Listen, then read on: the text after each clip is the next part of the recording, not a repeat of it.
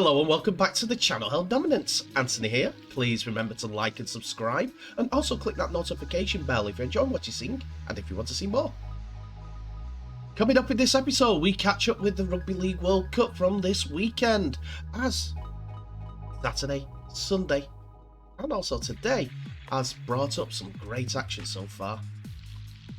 So I've got to apologise for no video over the last day and a little bit because I have been committed to other tasks, I'm afraid.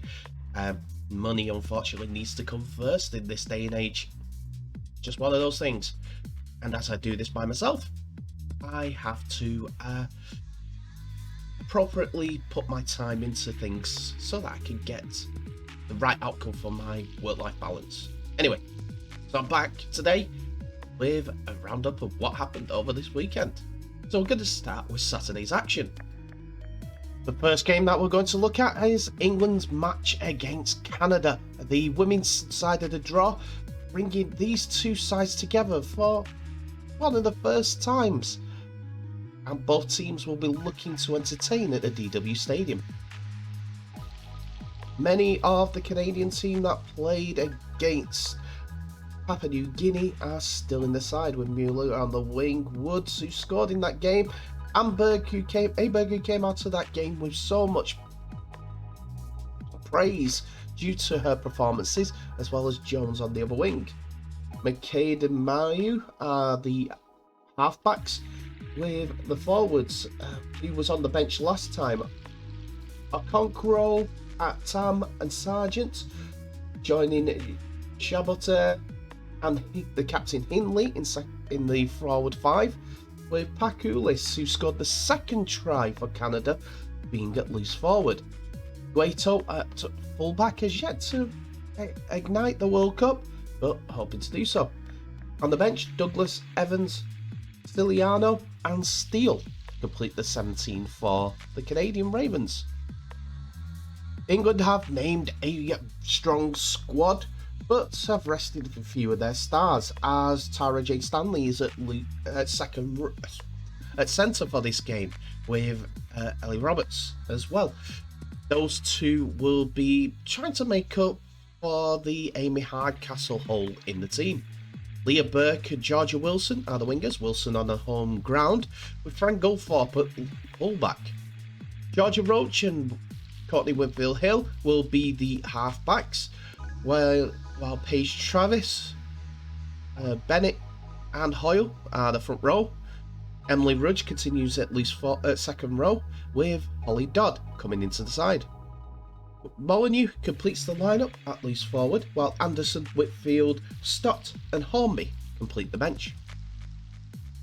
England had the kick-off, but it did take long for England to get possession, as Canada's fullback Guaito knocks the ball forward straight from the kickoff, giving England possession in the Canadian 20. Unfortunate bounce, it just hit her arm, and there's another one. England get the ball. The scrum is packed down, and straight away England are on the attack. Fullbacks in the line for Goldthorpe, and Burke goes over in the corner for what is video referee decision to look at. But what does the referee said, Mr. Parkinson? Doesn't send it up or anything, just says check the grounding on the line. Video referee Ashley Klein says at Leah Burke.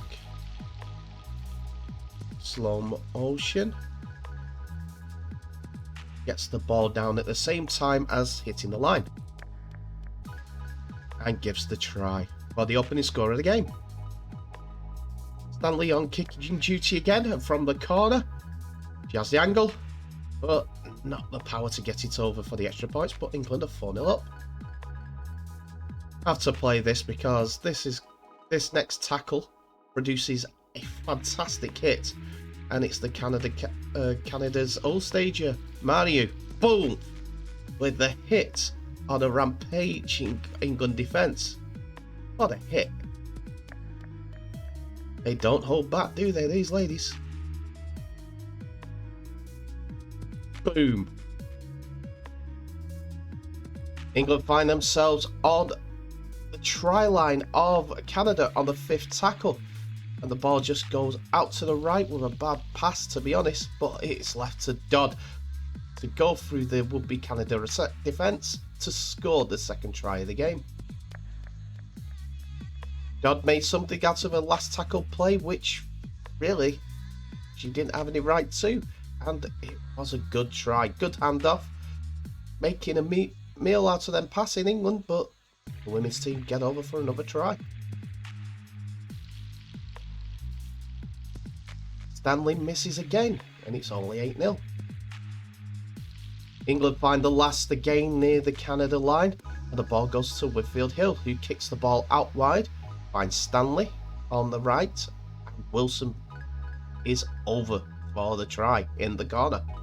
England has scored again, and it's 12 points to 0. After a penalty piggybacked England up the field, it was just simply complete the set and get the ball out wide. It was a great effort, and Wilson actually plays for Leeds. I knew that was something different. But unselfish play by Stanley there, just drew the man, and the ball was dotted down. Good vision from Whitfield Hill. Great execution on the end of it. Attempt number 3 from Stanley. And she nails it. Great kick. 14 points to 0. After a knock-on by Canada and a penalty is given, England are back camped on the Canada line once again. And they reach the 4th tackle. The ball is worked out right, and Dodd goes over for a first half double on the 26th minute.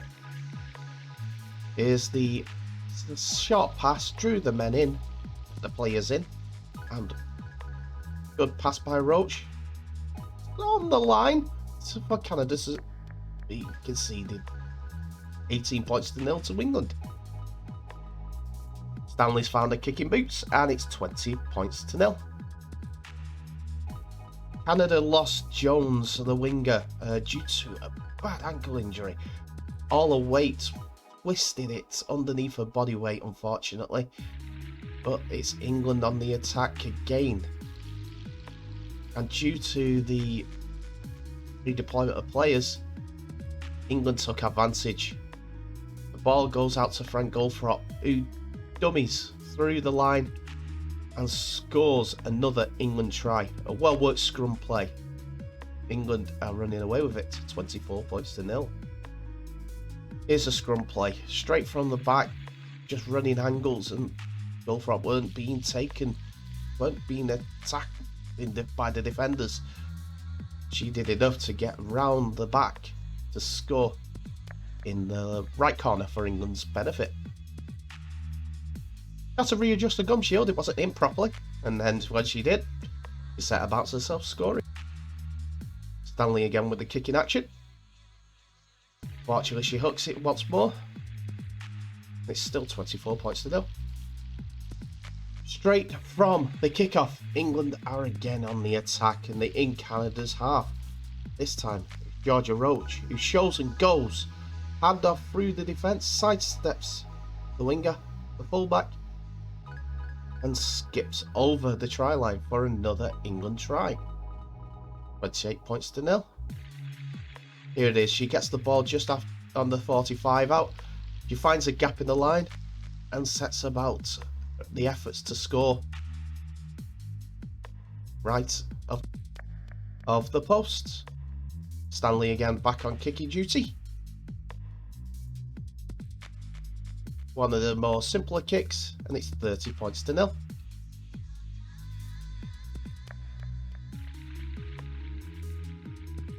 We're back in this second half, and England are on the break again, and it's a marauding run from England number 15, and she gets England from their own half into the 20-metre line, and it's Stanley who shows and goes and powers away over the line for another England try, the first of the second half.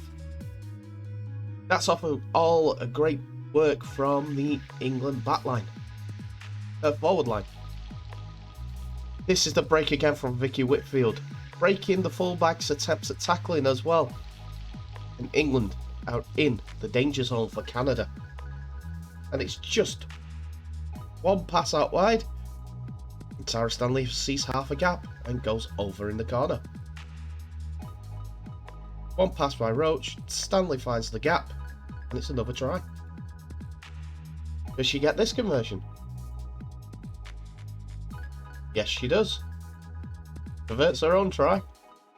36 points to 0. Could be a long old half for England, for Canada, as Stanley is back on the move again. Defences have not been able to get hold of her, and she crawls over the line for her second try in 4 minutes. The York Valkyrie player goes over for try number 2 in the second half. Here it is again, attacking that right hand edge where the numbers are not set for Canada due to the injury to the winger Jones. Stanley's just too strong for the centre. Wood, as she goes over on that right side again.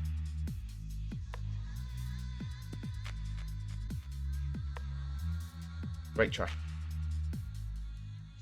40's up for England. Can it be 42?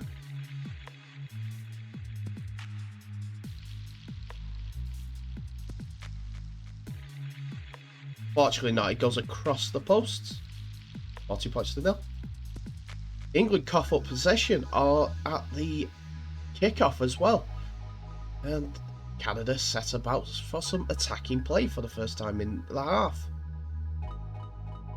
First they go to the left and then to the right. England's after that tackle, the ball goes through the hands. Marja finds Hindley, who offloads to Wood, who steps back inside 3 would-be defenders. And she scores her second try of the tournament. Woods is on the board and Canada's on the board against England. 40 points to 4. After this fumble here, Canada get the ball back in some decent field position and they take full advantage. Maria finds Hindley and then Petra Wood does the rest by a decent finish. Going against the grain, taking the hard hit, going over for the try. Great effort.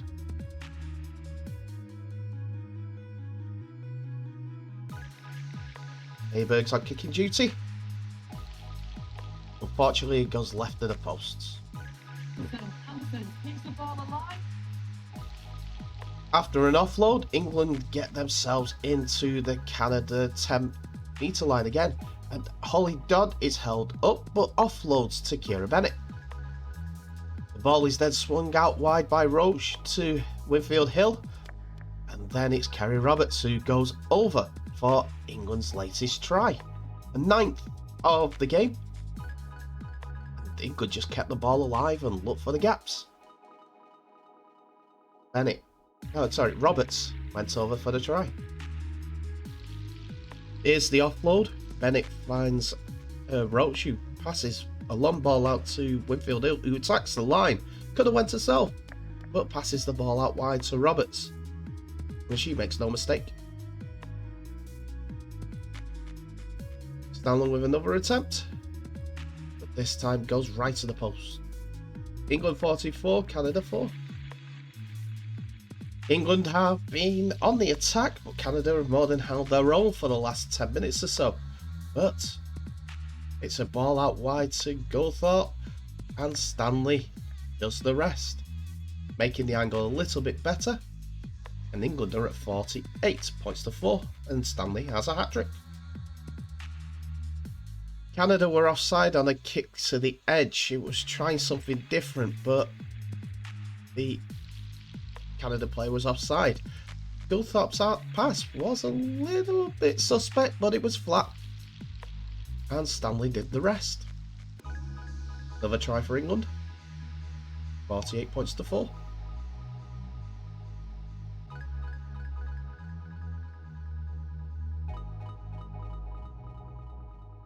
Does she make it 50?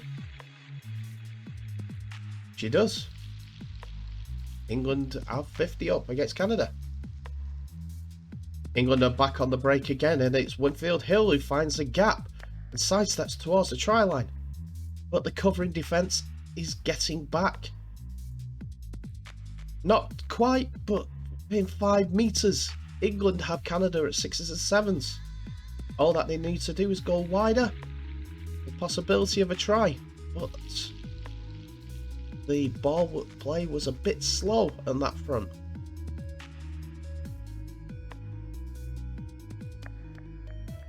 Georgia Roach goes, and it's on the last tackle. England have 1 play left. Can they do something about it? Yes, because Winfield Hill kicks up the ball out wide. The winger goes over for another England try. Leah Burke. Good effort. Here's that break again. Just a dip of the shoulders and through the defensive line she goes. Winfield Hill does her best to try and get points for herself, but this time has to settle with setting up the team with a great kick out wide and a tough tackle, but it doesn't stop Burke from going over in the corner.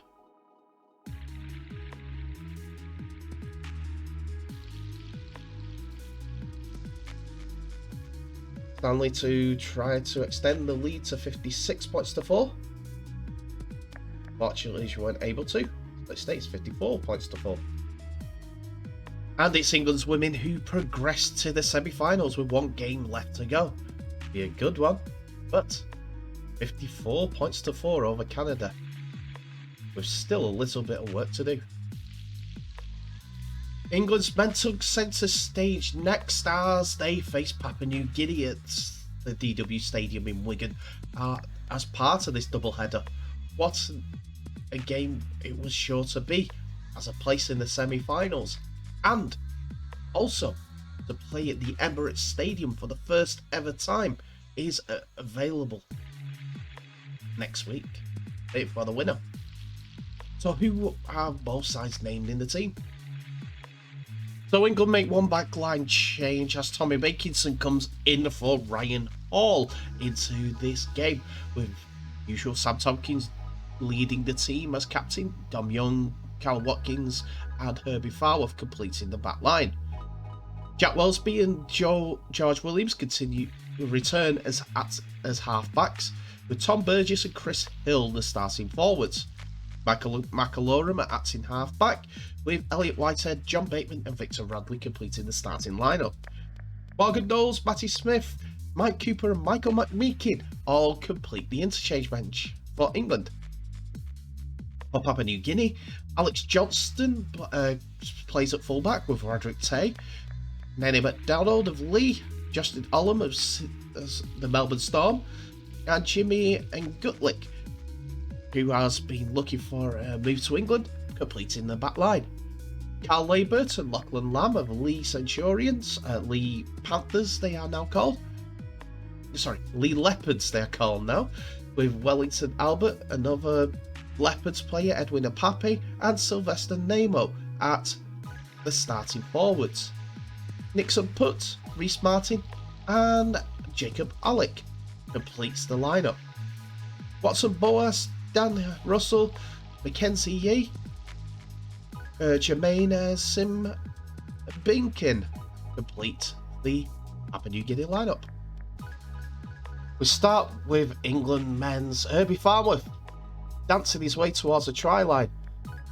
The ball is shifted out to Tom Burgess, who spins and turns, what we can tell, gets the ball down over the line as referee Liam Moore gives the first try of the game.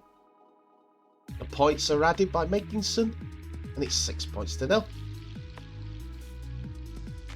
England are back on the attack not long after, and Tompkins' kick into the in goal area finds Tommy Makinson, who doesn't need to do too much but to pick up the ball and score his first try of the day. Using the weather, using the slippery conditions. Fortunately, the kick was missed. But England didn't bother with that because they were back in yet again. The ball was worked out wide to the right, and Dom Young continues his impressive World Cup with a 9th try of the tournament and his first of the day. 14 points to 0 after Dom Young gets over. And then it is Williams with another kick into the gap, and Makinson beats the man for the ball and rolls over the line for his 2nd try of the game. Honest competing, both going for the ball. Makinson actually misses it,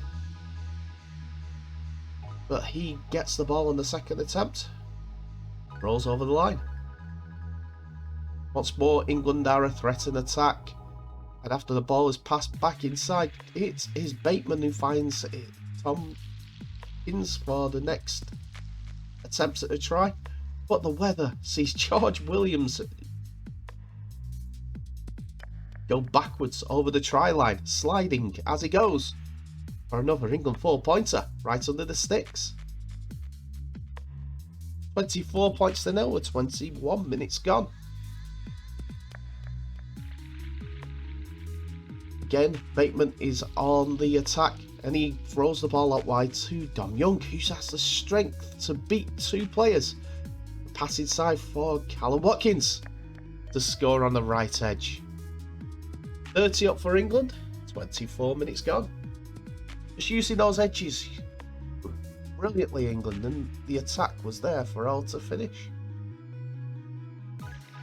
Tompkins' kick to the in-goal area is fumbled by Papua New Guinea. The ball didn't go out. So we're going to have a look to see what has happened. Is it a hat-trick? The knock-on? Bit of a touch by Wellesby.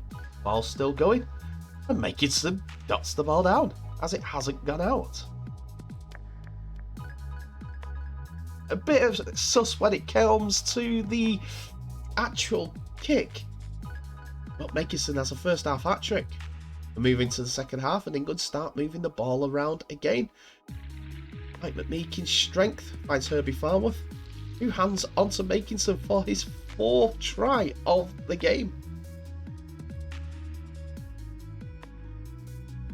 Just strength by McMeekin there gets the benefit for the England guys. England women and Kate Middleton, the Princess of Wales, is in the supporting ranks, but Nkuti gets over for a Papua New Guinea try after a fantastic kick into the in-goal area. Another great try for the winger, who's looking for an England move. England are back on the attack once again on the 74th minute, and it's 5 for Makinson as he goes over in the left corner once again. Fantastic effort from the winger, who came in for Ryan Hall in the game. England just using the width, scoring once again. And it's England that came away with the victory, 46 points to 6. Makinson with a record 5 tries for England. He kicked 5 goals as well out of the 9 attempts he had. In the third game of the day, it was Papua New Guinea 70, Brazil 0. And it was the brilliant Belinda Guazamum who helped Papua New Guinea reach the semi-finals at the Rugby League World Cup with that comfortable win. A powerful centre produced her own fireworks in a damp bonfire night with her 4-try display, ensuring the Orchids are into the last 4 of the women's tournament for the first time. There were other tries for 2 from Moxon, and then tries apiece from Butler, Albert, Reeves, Koroy, Joe, Molloway, who scored in the last game, and Malberg, who got a double in the last game as well. Ayton and Malabag kicked 7 goals to complete the rout.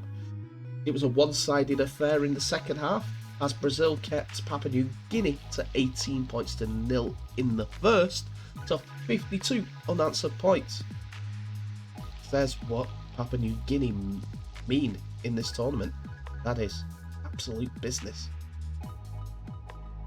And the final game of the Saturday action saw an absolute fire game as Fiji faced New Zealand. Fiji were the first on the board after Maker Sivo got over on the left edge for a fantastic busting type of try at the MKM. Coruscant and Kikau finding the gap for Sivo, who burst his way past Joey Manu to score.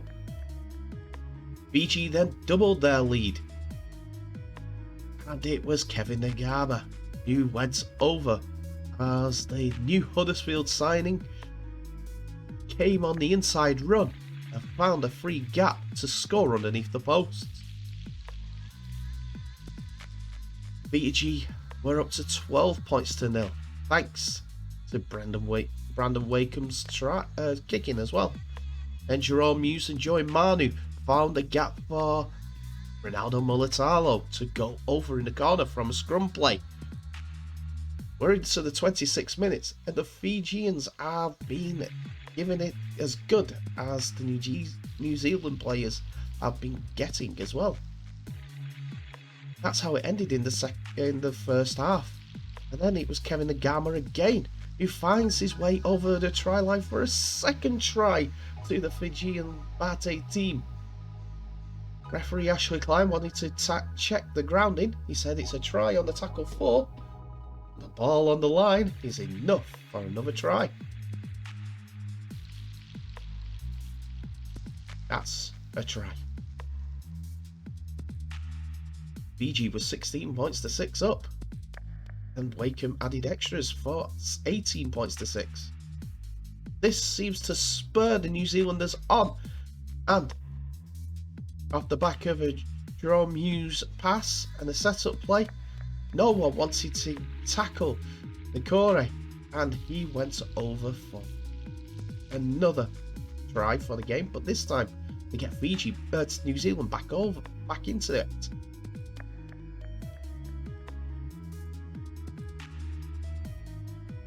New Zealand came once more. This time it was a play out to the left-hand side, and Ronaldo Mulitalo is held up. And Joey Manu gets on the end of the pass to score to get Fiji back into it. 18 points to 16 at this point, but it's all tied up due to a good kick. And New Zealand seemed to have the gas. And it's Joey Manu who kept coming to a 4. This controversial decision gets New Zealand back into the action once again, as Joey Manu feels that the ball was ripped out of his hands. I've looked at it about 18 different ways. Viliami Kikau does not touch the ball. The referee says it's enough to say Jordan Rapana can get a penalty to put New Zealand in the lead for the first time in the game. Rapana's been kicking really well, considering he's only had 4 kicks at goal all season for Canberra. After New Zealand tried to get Smith over from the outside halfback position, it's Rapana who goes in the corner on the 79th minute. The kick does not make it, but New Zealand have won on the final hooter. And that means the first semi-final has been sorted out as Australia take on New Zealand this Friday, at Ellen Road, Leeds. A 7:45 kickoff in Greenwich Mean Time. Hopefully you're there in person or watching it live.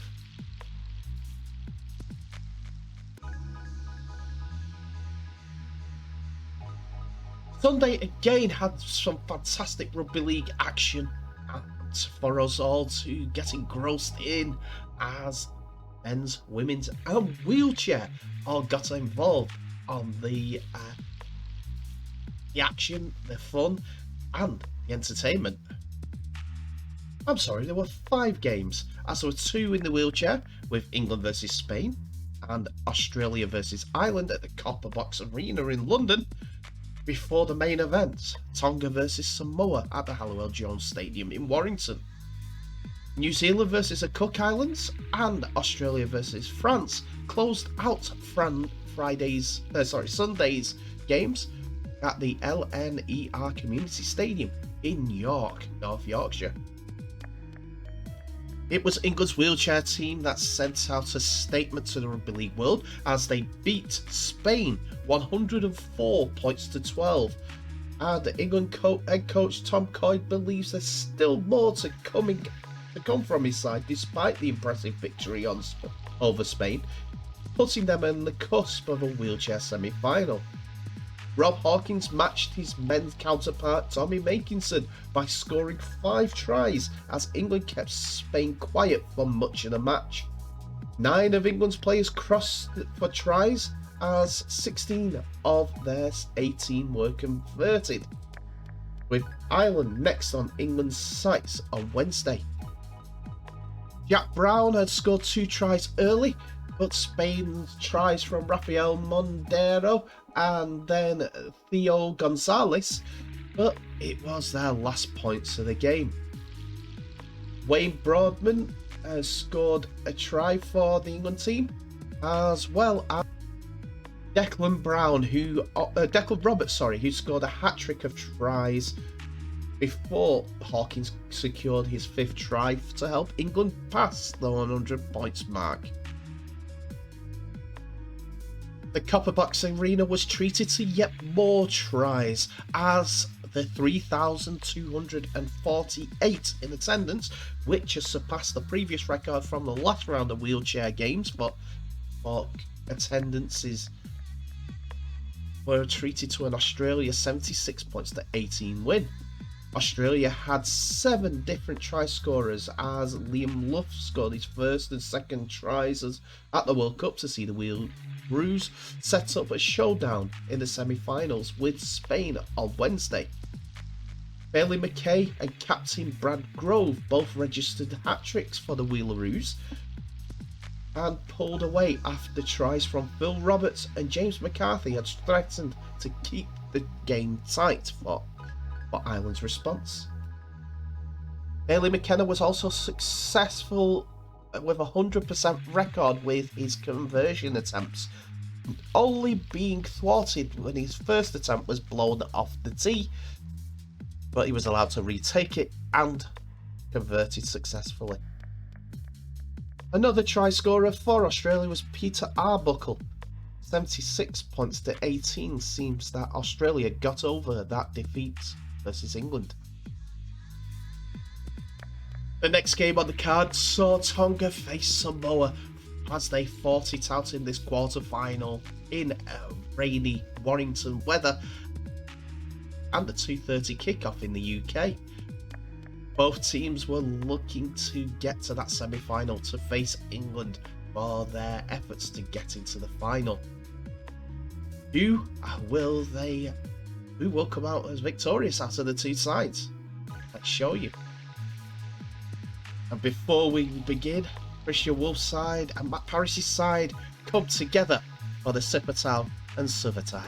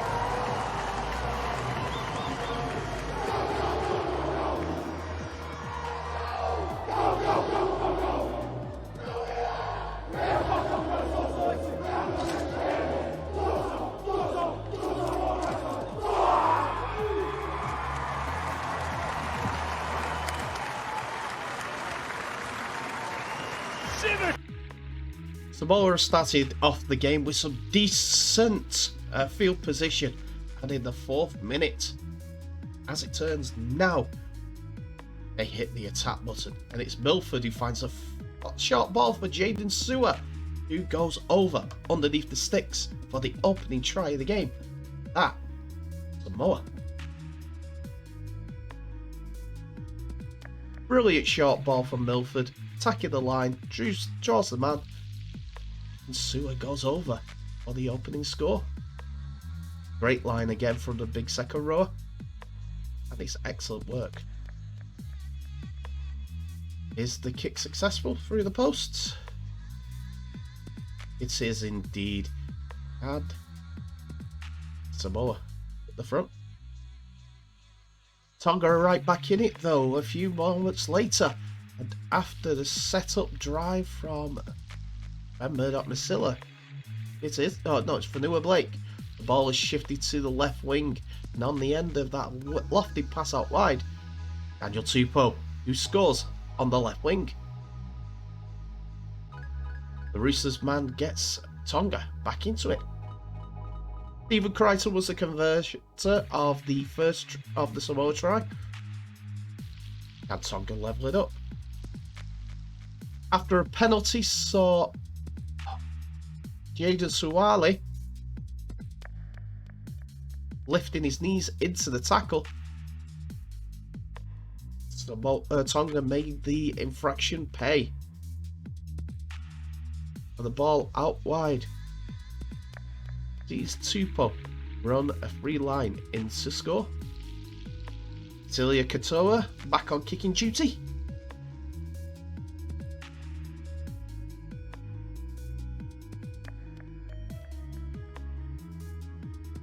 But he hooks it to the left of the posts. 4-6 to Samoa. Samoa have had the better of the ball, a better outcomes anyhow, and it's Milford and Jerome Luai pair up, and it's the latter that dives through the line to score underneath the posts.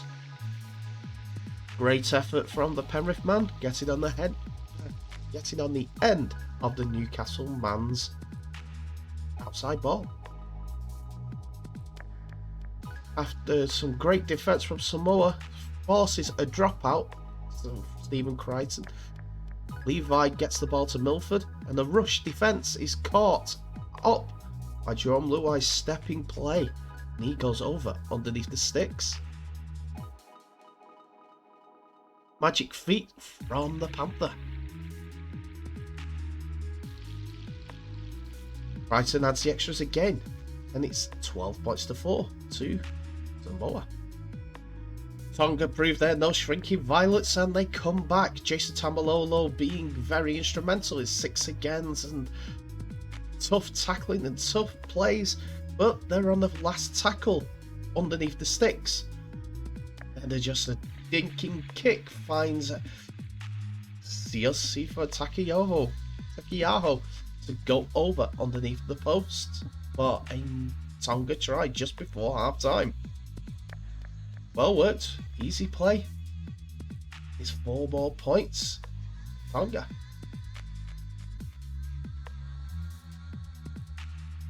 Here it is again. Decent little kick. And Takiyaho slams the ball down in celebration.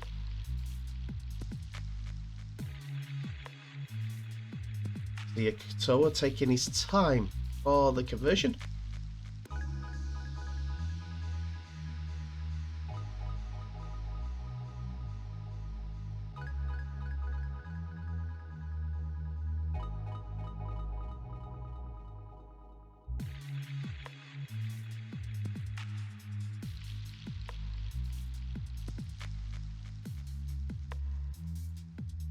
That points to 12.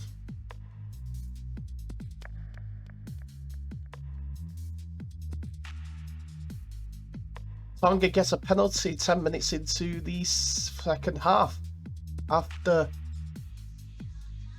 what seems to be a high shot was placed and forcing a bit of a kerfuffle between the two Samoan, well, the island nations, Pacific Island nations. We'll have to see what is the penalty given for in a few moments. Here's the incident. It was shoulders, to be fair. And what that was given for, to be totally honest.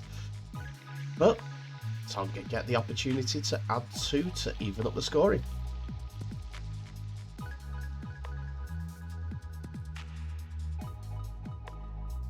Katoa adds the extras, and it's 12 all. Samoa force a dropout, and it's Brian Toto that comes back with the first attack. Release Kafusi, a couple more men are involved, and the ball comes loose. Saying it's more than 1-on-1, and it's a penalty for a read for the ball. Let's have a look at it again. Yes, looked like the outside back was attached to the Toto's left leg as Release Kafusi tried to rip the ball out. They leave it to the left boot of Stephen Crichton yet again to put them back in the lead, that them being Samoa.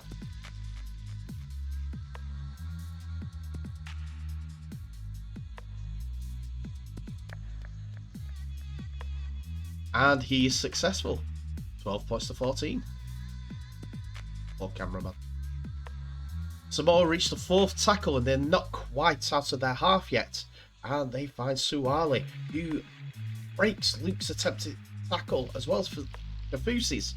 And he finds himself in possession of the ball 5 meters away from the Tongan line. And it's on the last tackle thanks to that fantastic break. And the ball goes to Milford, who kicks across to the in-goal area. The ball is allowed to bounce. Brian Toto was there just for the simplest try. And Samoa have 4 more points on the board. Suwale's break is fantastic, but Milford's kick causes confusion. No one goes for it. Tupou lets it bounce. Toto goes in for 4 more points. Here's a better angle of it. Straight kick here. Tupou should have just went for it, but he lets it bounce. It's Toto's for a try. Crichton adds the kick once more. It's 20 points to 12 to Samoa. Tonga defuse a Samoan attack and are on the attack themselves. 6 again for the hold down of Kolomatangi, finds a gap in the line from Suli. And Tonga go the rest of the field as Katoa goes over underneath the sticks for another try for the Tongan side. Can they get back into it? It's 10 minutes left. Kick to come, 16 points to 20. Diffusing that kick sees Kolomatangi get a bit of space. Jerome Luai holds him down. 6 again called. Then a fast break from Suli, finding Katoa on his inside, and all he needs to do is run from the middle of the pitch to score underneath the posts. Keone Katoa's try, will it be converted from his brother? Yes, it is. 8 minutes to go, 18 points to 20. This is where Junior Paulo may not be in the semi-final. Oh, what was that hit? Who was he hitting there? David Fafita? I think he got him square in the face then. So here's the run at David Fafita. Bang. Oh, forearm. Yeah, his forearm was well up there. Did he mean it? Was it just his bumpers up? Did he get it wrong? I don't know. But we do have the response from the match review panel after this. And with all that being said, it is Samoa who go through to the semi-finals as they face England at the Emirates Stadium for 20 points to 18 victory over Tonga. Paulo, the Samoan captain and leading front rower of Samoa, has been handed a one-match ban and is set to miss the semi-final with England. Paulo was given a grade A penalty for striking after leading with his forearm during a carry which went straight in the face of Tongan forward David Fafita.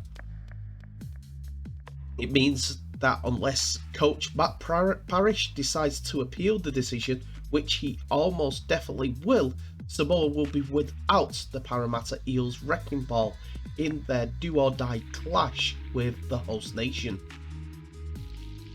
But fullback Joseph Suali'i, who was inspirational in the win over Tonga, has escaped a ban after being cautioned for raising his knees in a tackle early in the contest when collecting a high kick from the Tongan attack.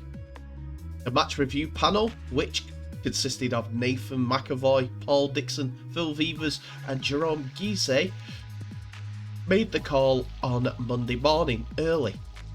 And now Paulo, Parrish and the whole Samoan camp face a nervy wait as they expect to challenge the ruling for Paulo's incident. But for now, England will have been given an early advantage, which is set to be a mouth-watering clash in a week's time, before the two world best sides lock arms in North London. It is a repeat of the opening game of the Rugby League World Cup, where England famously beat Samoa 60 points to 6 in the opening match. For what it's worth, England players escape punishment and are clear and free to play in the clash. So no issues for the England coach Sean Wayne, who extended his contract for another year for this Rugby League World Cup, going into the game against Samoa.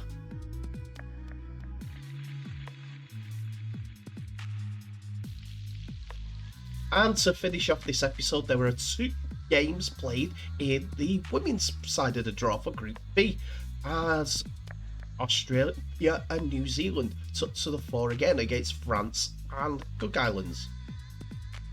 First up of all was Racy McGregor's New Zealand side, as she inspired New Zealand with a dazzling double, which means that New Zealand continue their search for a 4th Rugby League World Cup title with a 34-4 victory over the Cook Islanders in York. Player of the match McGregor shone with 2 tries and 2 assists as Mele Ufanga also grabbed 2 tries on debut. Captain Crystal Rota, Amber Paris Hall and Anita Claudia Enusuo, excuse me for the mispronunciation, Nuasala. Anita Claudia Nuasala also crossed on a night where Mackenzie Wiki scored the Cook Islands' first ever World Cup points against the New Zealand team. And finally, it was a night to forget for France as Sergis even scintillating quadruple helped fire Australia into the Rugby League Women's World Cup semi-finals after a record-breaking 92-0 victory over France. The reigning champions were devastating in attack and in their form as they recorded the largest ever margin of victory in the Women's World Cup game. The previous record was the Jillaroos and New Zealand with 88-0 triumphs. Sergis shone with 4 tries as a hat-trick for Jamie Chapman, combined with doubles for Julia Robinson and Eviana Pelite, added to the total in a 17-try victory for the Jillaroos. With that, here are the league tables with 1 round to go. So it looks like the semi-finals are set with England and Papua New Guinea going through with 2 wins from 2, and they both face each other to see who tops the group. Canada and Brazil have no points on the board, but face each other to see who gets the 3rd place in the group stages. The same can be said for the Australia, New Zealand, Cook Island and France groups games, as Australia and New Zealand are both through, but we have to see who tops the group, who get the favourable draw against the 2nd place in the other group. Cook Islands and France are left to play against each other to see who gets that 3rd place spot as well. And that's it for another episode, ladies and gentlemen. Thank you so much for watching. Please remember to like, subscribe and share this video worldwide, as well as clicking on that notification bell for any updates on new videos that may be coming your way. Tell me what your thoughts are on today's episode in the comment section below, and who was your performance of the weekend. There was quite a lot to go through, but please ignore my hiccups and sneezes during this episode, as I'm still not feeling 100%. Anyway, a lot to go through, and I will say thank you so much for your patience and for watching. Please remember to share this video worldwide. As I always do, I wish you all the best, so please stay safe, and I'll see you in the next episode.